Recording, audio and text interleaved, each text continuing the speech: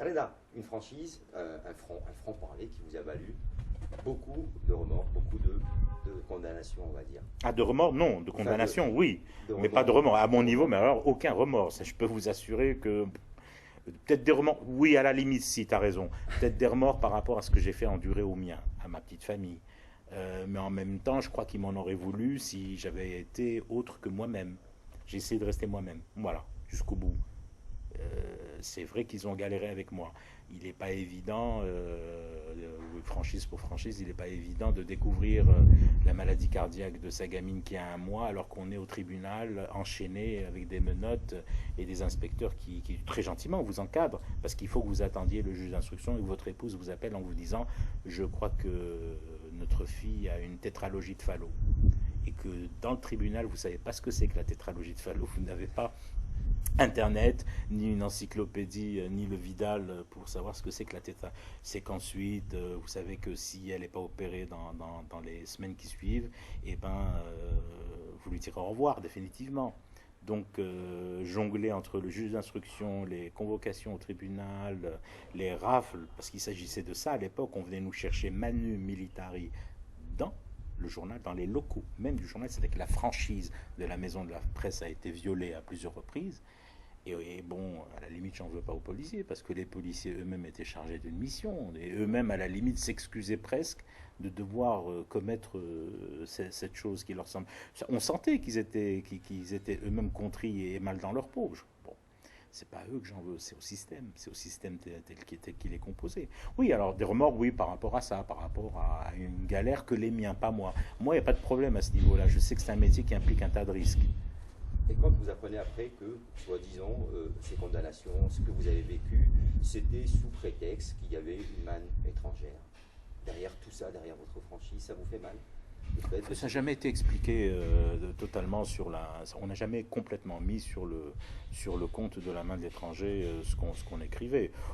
Ça serait quand même frustrant. Ça serait frustrant pour nous. Il y aurait que la main de l'étranger. C'était aussi l'autre côté pollution qui était mise en cause. C'était notre liberté de ton propre à nous. La main de l'étranger, je crois que c'est l'une des phases les plus ridicules, les plus infantilisantes de ce système. C'est à ce moment-là, je pense, quand il s'est embarqué sur cette galère de la main de l'étranger, je crois qu'il s'est même engagé sur le bras de l'étranger, je reste poli, qu'il s'est donné à voir dans toute sa petitesse. Parce que la main d'étranger, on peut la brandir une fois, on peut la brandir 2 fois, mais au moindre petit tout sautement, au moindre petit paragraphe d'article qui n'est pas dans le ton, ressortir du caveau la main de l'étranger et l'agiter, à un moment donné, les gens ne marchaient plus. D'ailleurs, ils la ressortent de moins en moins en ce moment.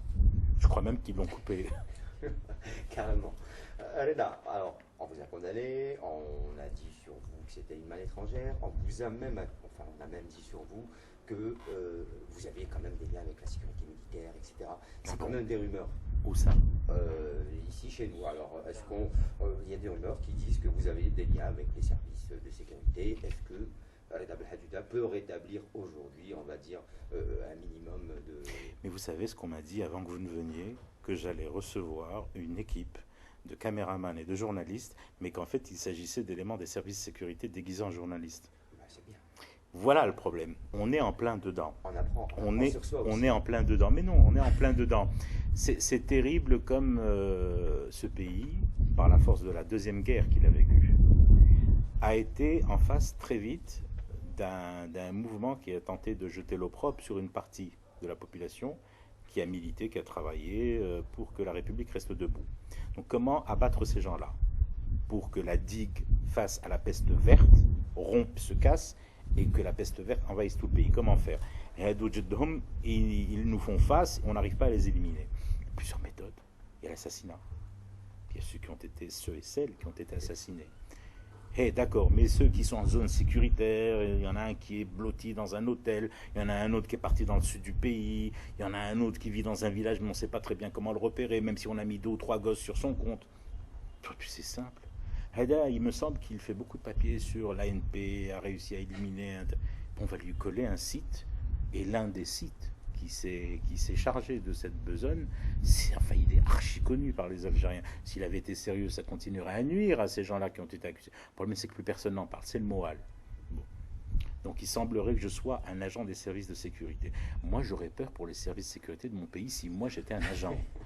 Parce que la crise et le marasme dont je soupçonne mon pays, qui est à genoux pratiquement, elle serait pire. Normalement, mon pays, il a jeté aux oubliettes. Si les services de ce pays devaient faire appel à ça, il y a à s'inquiéter grandement pour ce pays. Et pour sa sécurité d'abord. J'espère que les services de sécurité recrutent mieux. Voilà ce que j'ai à dire pour ça. Alors, justement, c'est par rapport à toute cette vie que vous avez vécue en tant que Reda Belhadjouja, on va dire, en tant que ce jeune qui a fait des études, qui est venu de l'étranger, qui a repris ses marques en Algérie, qui a essayé de s'intégrer, de travailler humblement, etc. Aujourd'hui, il y a une deuxième personnalité qui sort de vous, Hakim La'lam. Alors, cette personnalité qui écrit, on va dire, son savoir honte, c'est-à-dire une franchise telle qui attire énormément de lecteurs. C'est pas une création à partir de rien. Il faut se souvenir juste, et là je fais appel à ta mémoire, il faut se souvenir qu'avant que Reda Belhadjouja ne mute un soir en Hakim La'lam, il était journaliste à la radio, et qu'à l'époque où il était interdit aux journalistes radio de prononcer le mot terroriste intégriste, par note, souviens-toi, c'était placardé à la rédaction. Personnellement, et là encore une fois, je n'en tire pas gloriole, c'est juste que j'estimais à ce moment-là qu'il fallait absolument le faire, sinon j'aurais pas été en conformité avec moi-même. Je prononçais à l'antenne le mot terroriste intégriste. Le jour exactement où l'accord avec l'AIS a été signé, je dis bien le jour où l'accord a été signé, on a voulu me mettre sous les yeux, donc à lire un texte où les Medani Mazarag, et je cite bien les noms, les Medani Mazarag étaient considérés, j'allais dire, comme des alter-ego du régime en tant que négociateur à part égale. Je me suis présenté à l'antenne. J'ai dit le terrorisme d'Ali Mazarak. Ça m'a valu 4 mois de suspension. Et dans son infinie générosité, la radio ensuite m'a autorisé à faire des papiers sur l'international. Je ne traitais que du Tchad, le conflit au Tchad, ou alors les crues au Pakistan, pour faire un peu dans l'actualité actuelle. Voilà, dans l'actualité du moment. Donc, Hakim La'lam n'a été, à mon sens, que le prolongement d'un langage qui a toujours voulu maintenir une certaine distance par rapport au discours officiel. Voilà. Hakim La'lam a utilisé une autre forme d'expression, le billet. Le billet d'humour. Il y avait très peu de place pour l'humour dans l'info à la radio. Il y avait sa place dans des émissions de la radio, éclatantes au demeurant, pour beaucoup d'entre elles, pas pour toutes, mais pour beaucoup. Mais en termes de billets, je faisais un billet sportif à la radio, mais qui n'était pas forcément humoristique, qui traitait d'actualité sportive. Mais en tant que billet dans la presse écrite, j'ai trouvé cette nouvelle forme d'expression. D'abord, j'ai trouvé un journal qui m'a offert un espace. Et ça s'est pas fait tout de suite comme ça du jour au lendemain. On m'a dit, écoute, on voudrait un chroniqueur TV. Parce qu'il ne faut pas oublier que Hakim La'lam a commencé en tant que chroniqueur TV à Liberté, en page 23. Il se trouve qu'au bout d'un certain temps, le chroniqueur attitré de Liberté, Sid Ahmed Semi Ansas, pour des raisons qui lui sont propres, est parti. Et donc la direction de l'époque, qui est toujours la même direction d'ailleurs à un élément ou deux près, m'a proposé de prendre la page 24. C'était un challenge que j'ai. Et puis après, tu sais, la flamme, la passion, le mouvement, l'engouement et le retour d'écoute surtout. Je suis quelqu'un qui fonctionne. Alors j'avais lancé à l'époque, où ça ne se faisait pas du tout, l'histoire du site. Enfin du site, de l'adresse mail plutôt. C'est même pas le site, l'adresse mail. Et bon, là je constate avec beaucoup de bonheur que ça s'est généralisé. Maintenant, on le met systématiquement. Tant mieux parce que si on estime qu'on fait ce métier, on ne le fait pas pour le nombril, on ne le fait pas pour sa famille, on ne le fait pas pour le quartier ou les petits copains qui me taperont dans le dos au café en me disant « c'était génial, impeccable ». On le fait pour un maximum de gens. Le jour où les boîtes mail sonneront creux, ce jour-là, je comprendrai qu'il faut peut-être faire autre chose. Voilà. Justement, vous avez eu l'occasion également de voir le cheminement, on va dire, de la liberté d'expression et de l'interdit de ce que vous deviez dire dans la presse écrite, dans la radio, entre il y a quelques années et aujourd'hui. Où est-ce que vous situez la liberté? Il y a une régression, de manière générale. Moi j'ai la chance, mais ça c'est pas un cas, attention, il ne faut surtout pas généraliser. Moi j'ai la chance d'avoir forgé d'avoir quasiment mis du barodage autour de mon espace. Pourquoi? Parce que dans la grosse tempête de la répression et dans la grosse tempête du terrorisme, j'ai reçu des coups, mais j'ai continué dans cette voie-là. Donc il y a une sorte d'inviolabilité de fait tacite. Il n'y a rien d'écrit. Il y a vraiment rien d'écrit dans la rédaction actuelle où je suis. Il n'y a rien d'écrit. Mais on ne touche pas. On ne touche pas. Le fou de la 24, on le laisse faire le fou, parce que de toute façon, si on voulait lui imposer de faire autre chose, il ne le ferait plus. Donc je peux vous assurer que moi, cette liberté, j'en profite à fond la caisse, en plus du fait que j'ai d'excellents rapports avec mes boss.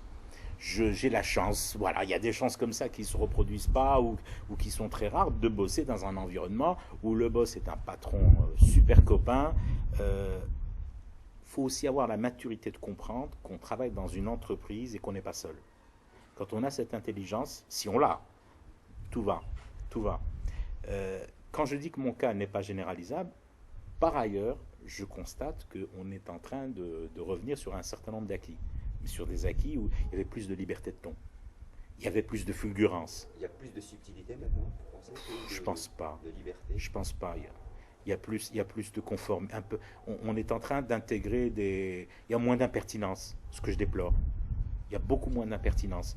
Et pour moi, l'impertinence est génératrice, peut-être génératrice certes, par moment de dérapage, mais elle est plus génératrice d'éclat, de volume. C'est par l'impertinence qu'on peut arriver à rejaillir, à faire bouger les choses. Alors, Reda, on parle aussi de la liberté d'expression, on parle de la liberté de la presse algérienne, etc. Si vous deviez la situer par rapport aux pays arabes, on dit qu'elle est peut-être meilleure. Si vous deviez la situer, où est-ce que vous situez cette liberté d'expression en Algérie par rapport aux autres médias, hein? Je ne parle pas des Européens, je ne parle pas des autres, je parle des pays arabes. Alors là, c'est vraiment vous tapez à la mauvaise porte. Je suis un très très mauvais lecteur de la presse arabe. Si vous parlez de la presse tunisienne, bon, il est vrai qu'on a un ton beaucoup plus libre. La presse marocaine, contrairement à ce qu'on pourrait penser, contient des titres qui sont fort valables, qui sont même parfois, et puis qui ont de la tenue. Il y a des chroniques d'humour, qui sont très joliment tournées. Donc on est déjà plus dans le schéma de la presse tunisienne. Maintenant, j'avoue mon ignorance, et ça c'est une tare que j'assume complètement, de ce qu'on appelle la grosse artillerie de la presse arabophone, l'égyptienne, la libanaise. Là, honnêtement, c'est pour ça que je dis, vous tapez à la mauvaise porte, je suis un très mauvais lecteur. L'explication est toute simple. Moi, je n'ai pas toujours baigné dans l'école algérienne, au sens où ma formation en arabe n'est pas tout à fait celle que j'aurais voulu. Je lis l'arabe, je le parle, mais pas autant que je le voudrais, et ça ne me donne pas réellement accès aux journaux arabes. Reda, on parle également toujours de la liberté. La liberté, on revient un petit peu à ce qui se passe un peu en Europe, le voile. Vous, sur le voile intégral en France, que vous inspire aussi la ferveur populaire. Bon, alors c'est deux questions, deux en un. Alors, il y a le port du voile intégral à l'étranger, en Europe en général, ou en France plus précisément, et puis la ferveur qu'il y a eu autour de notre équipe nationale de football. Alors, c'est du voile au dévoilage. Du voile au dévoilage.